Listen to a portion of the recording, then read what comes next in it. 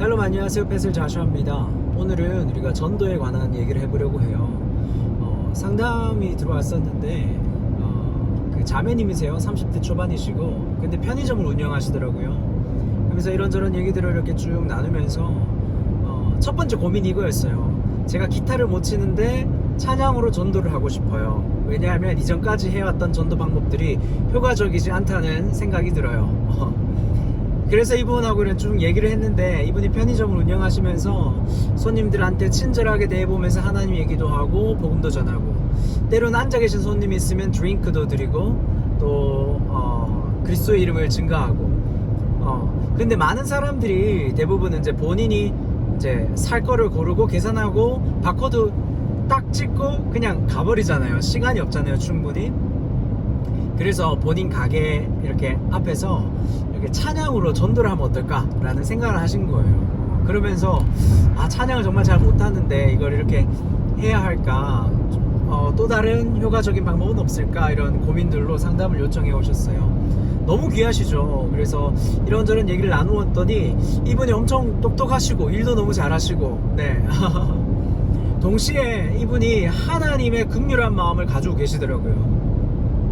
이분도 그런 얘기를 하셨어요. 본인이 영적으로 침체된 과정 가운데 있었고 과거에, 그리고 현재 그것을 굉장히 많이 극복했고 영적으로 굉장히 많이 빛 가운데 또한 성장하고 있다. 이런 얘기를 들으면서 하나님께서 이 자매를 굉장히 귀하게 쓰시는구나, 귀하게 여기시는구나 라는 생각을 하게 되었답니다. 그래서 제가 이렇게 이분에게 용기를 좀 드렸어요. 첫 번째로 기억해야 될 거, 자매님, 그곳을 하나님의 성령님이 임재하시는 성전으로 여기십시오. 그곳에서 계속해서 하나님께서 하시는 말씀에 귀 기울이시고 들으시고 순종하신 훈련을 하십시오. 그곳을 하나님께 올려드리고 하나님께서 기름 부으시는 초소가 되게 하십시오.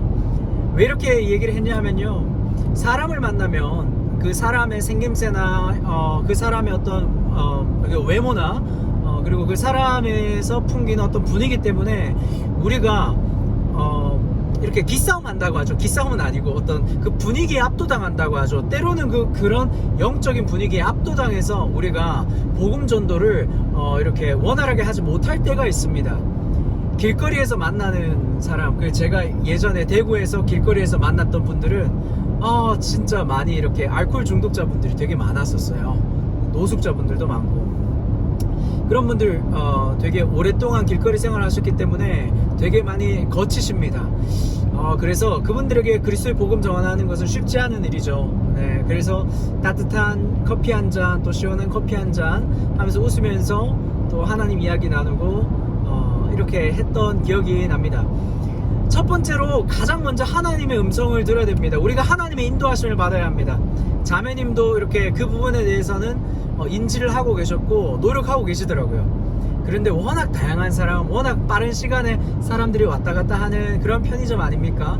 그러니까 집중해서 하나님의 음성을 듣고 또 복음을 전도하는 것이 어렵죠. 사실 그곳에서 하는 건 어렵습니다. 그거 인정합니다. 그러나 계속해서 하나님께서 인도하시는 그런 하나님 인도하심이 있다라는 것을 믿고 확신한 가운데 그곳에서 일하셔라, 이렇게 첫 번째로 말씀을 드렸고, 여러분들도 마찬가지입니다. 어느 순간에 있든지 여러분들 하나님의 성령의 인도하심을 받고 있습니다. 그렇기 때문에 우리가 하나님께 귀 기울이는 것이 중요하답니다. 그러면서 제가 그 자매님에게 이렇게 얘기했어요. 찬양을 굳이 본인이 하지 않으시더라도 찬양을 이렇게 트는 것만으로도 효과가 있을 수 있다. 네. 좋은 찬양을 트는 것만으로도 사람들이 예를 들면 이런 케이스가 있습니다. 교회를 떠난 지 오랜데 편의점에서 울려 퍼지는 찬양을 듣고 순간 마음이 녹아지는 거예요. 순간 마음이, 얼어붙었던 마음이 녹아가면서 내가 좋아했던 찬양인데 우리 교회에서 불렀던 찬양인데 하면서, 근데 때마침 그 사람이 자기에게 하나님 얘기를 해주는 누군가가 필요했던 거예요. 여러분, 그런 하나님께서 허락하시는 그런 타이밍이 있어요. 그거는 우리가 계산하지 못하고 우리가 알지 못하죠. 다만 우리가 하나님께서 우리 마음에 소원을 두고 행하신다 하셨는데, 우리 마음에 하나님께서 그런 열정을 주셨고 그런 비전을 주셨다면은 우리는 해보는 겁니다. 순종해보는 거예요. 비록 기타 잘 못 치더라도요, 밖에서 기타 들고 그냥 찬양만 해보는 거예요. 순종하잖아요. 하나님께서 정말 놀라운 일들을 허락하십니다. 기타를 못 쳐서 그냥 기타 들고 갔는데요, 제가 옆에서 기타 쳐드릴게요 하는 사람들이 나타난다니까요. 정말로요.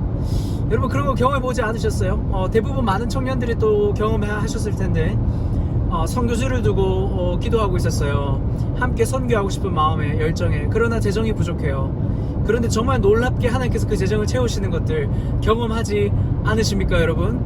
경험하죠. 마치 그런 것처럼 우리가 하나님께서 시키신 일들 순종할 때, 가장 먼저는 기도로 하나님 앞에 기도하며 나아갈 때 하나님께서 우리 마음을 부어주신다고요. 그것에 따라 우리가 순종을 하면 될 줄 믿습니다. 이것이 첫 번째고요. 두 번째는 우리 마음을 하나로 모아야 될 때가 있습니다. 때로는 여러 상황들 가운데 마음이 나뉠 때가 있어요. 그래서 우리는 마음을 확정지어야 될 필요가 있습니다. 그러니까 예를 들면은 나는 오늘 하루 한 사람에게는 반드시 이 십자가 복음을 전하겠다 하는 그 확정된 마음이 필요합니다. 그러면 그 사람의 상황을 보고 내가 배려하지만 그 사람에게 반드시 십자가 복음을 전하게 되어져 있습니다. 확정된 마음이 이처럼 중요합니다. 준비된 마음, 확정된 마음, 그와 동시에 하나님께서 나를 사용하신다라는 그런 믿음의 선포, 이것이 굉장히 중요합니다. 그럴 때에 우리가 준비되었고 확정되었을 때 우리가 힘있게 그리스도의 복음을 전파할 수 있습니다. 요즘 세상 사람들 십자가 얘기, 죄의 이야기, 구원 얘기하면 누가 듣습니까? 그죠? 그런데요, 하나님께서 계획하신 영혼은 반드시 구원을 얻게 되는 줄 믿습니다. 우리는 그것을 정확한 타이밍을 누구인지 모르기 때문에 우리는 부지런히 열심히 때를 얻든지 못 얻든지 전하라 했습니다. 성경에서. 그렇기 때문에 우리는 최선을 다해서 복음을 증거해야 되고요, 가장 중요한 건 확정된 마음.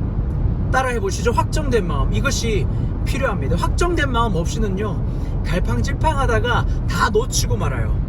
예수님께서 말씀하셨죠. 야, 밭은 이어졌는데 때는 찼는데 이 일손이 부족하다. 여러분, 하나님께서 보셨을 때는 이미 때는 찼어요. 그리고 지금 우리가 알다시피 마지막 시대를 우리가 살고 있습니다. 그런데 예수님께서 이렇게 탄식하시는 소리가 들리지 않으세요?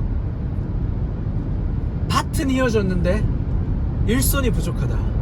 여러분, 그리스도의 제자시라면요, 지금 오늘 하루 확정된 마음을 가지고 나아가셔서요, 복음을 증거하십시오.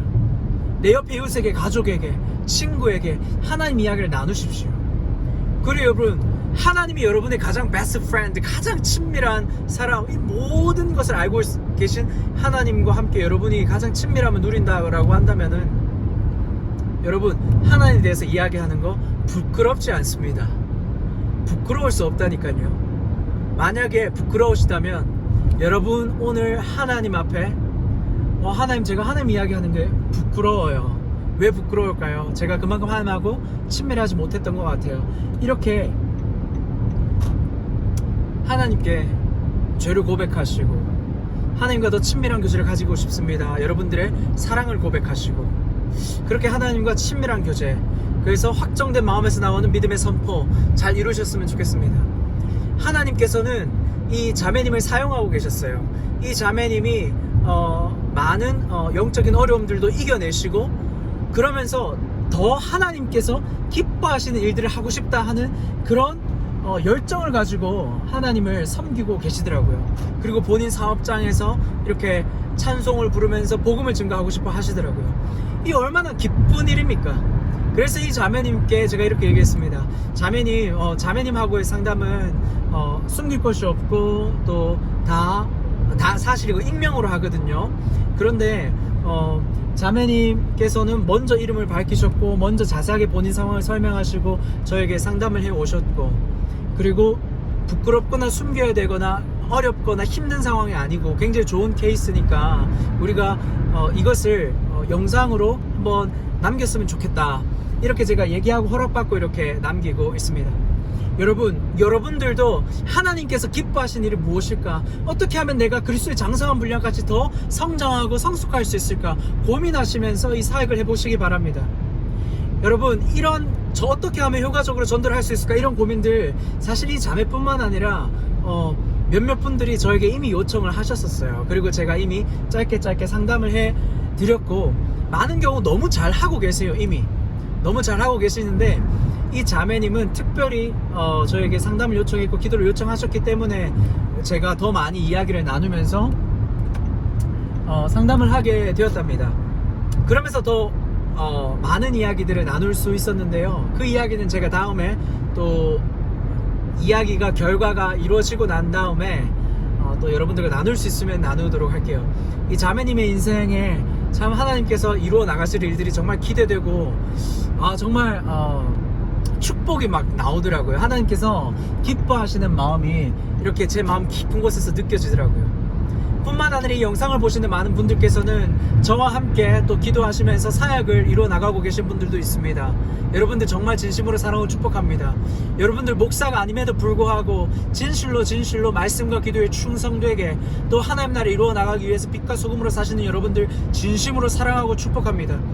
여러분들은 이 땅의 마지막 교회입니다.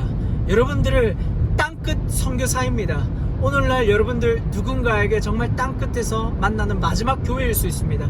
마지막 선교사일 수 있습니다. 여러분들 믿음으로 확정된 믿음으로 성령의 음성에 순종하셔서 기도하심으로 말씀을 전하십시오. 하나님의 은혜가 충만하시길 우리 구주 예수님의 이름으로 축복하며 기도드립니다. 아멘. 여러분들 그리스도 안에서 진심으로 사랑하고 축복합니다. 어려운 순간, 힘든 순간들 우리가 냈다면은 여러분들 그 하나님의 구원의 기쁨과 감격을 또 누리시고, 마지막으로 여러분들, 제가 아까 그 자매가 참 긍휼한 마음이 있다 했잖아요.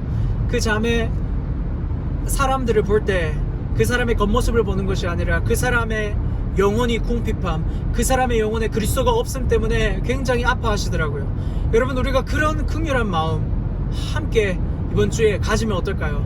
이번 주는 성령 강림주 이후에 삼위일체를 기념하는 삼위일체 주간으로 이렇게 교회에서는 그 주일을 정해서 지키기도 합니다. 그래서 정말 삼위일체 하나님께 순종하는 마음으로 우리가 그리스도의 긍휼한 그 마음 가운데 우리가 하나님의 이미지로 우리가 창조되었잖아요. 하나님의 형상으로 창조된 우리가 이 땅에서 마땅히 감당해야 될 사명 기억하시면서 이번 한 주 복된 한 주 되셨으면 좋겠습니다. 사랑하고 축복합니다. 또 다음 영상에서 뵐게요. 샬롬.